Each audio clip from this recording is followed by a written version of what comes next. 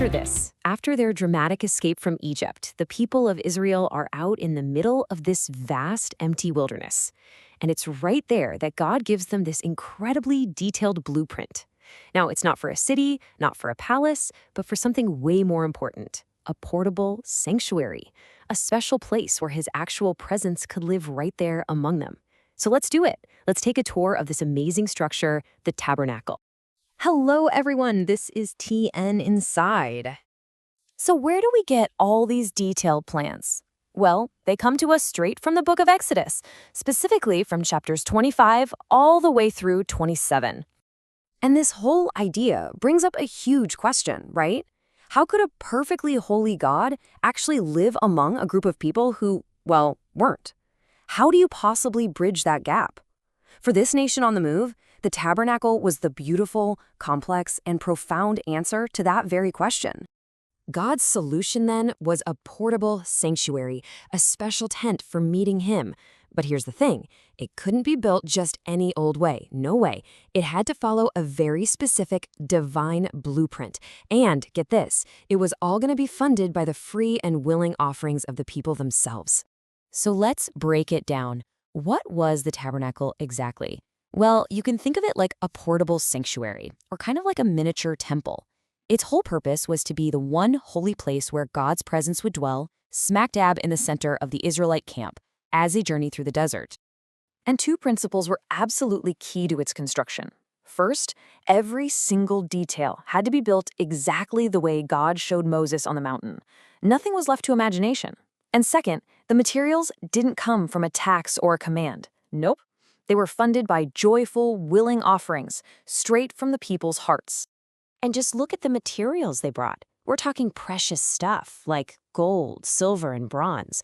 These incredibly expensive yarns, blue, purple, and scarlet, colors you'd usually associate with royalty. And this super durable acacia wood, which was perfect for that dry desert climate. Every single item was a valuable, heartfelt contribution to build a home for God among them. All right, you ready? Let's step inside. As you approach the tabernacle, the very first area you'd come to is the outer courtyard. Now, this was the most public part of the whole sanctuary, but don't let that fool you. It was still a profoundly sacred space. The whole courtyard was enclosed by this curtain of fine linen, and this created a really clear, really visible boundary. The second you crossed that line, you were leaving the common, everyday world and stepping into a holy zone.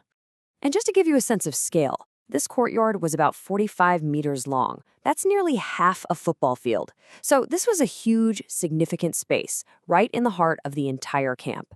And what was the centerpiece of this courtyard? The bronze altar. Being made of bronze was absolutely crucial. It had to be fire-resistant because of all the sacrifices. You see, this altar represented the very first, most essential step for anyone approaching God. You had to deal with sin through sacrifice.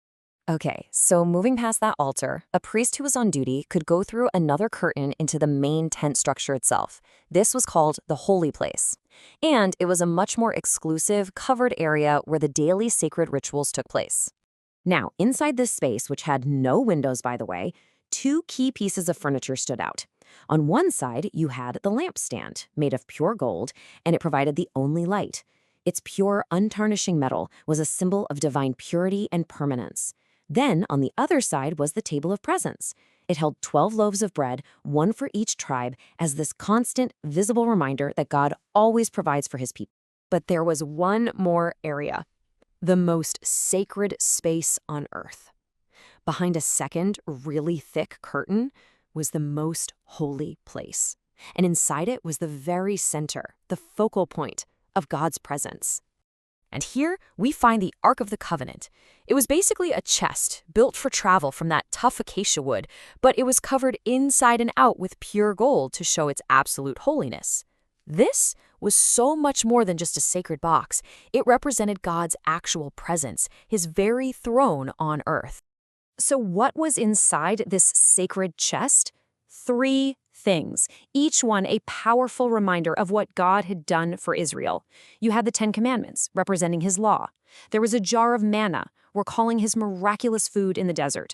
And finally, Aaron's rod that had supernaturally budded, a symbol of his chosen priesthood. And this really gets to the ark's ultimate purpose. It wasn't just a symbol to look at, it was a point of communication. Exodus tells us that right from that space between the two cherubim on the lid, God would speak directly to Moses and give his commands for all of Israel. Now, the physical structure of the tabernacle is just fascinating, but its ultimate meaning points to something so much deeper. And that meaning is all centered on the lid of that ark and the heavy curtain that guarded it. The golden lid of the ark was called the mercy seat. This was considered the one place on earth where God's mercy was given out, where reconciliation between a holy God and sinful people could actually happen, once a year, through the high priest. And guarding this mercy seat was that thick, heavy curtain. It was a powerful, constant visual reminder of the separation, the barrier that existed between God and people because of sin. Nobody could just walk through it, only the high priest and only on one specific day of the year. Then, centuries later, something incredible happened.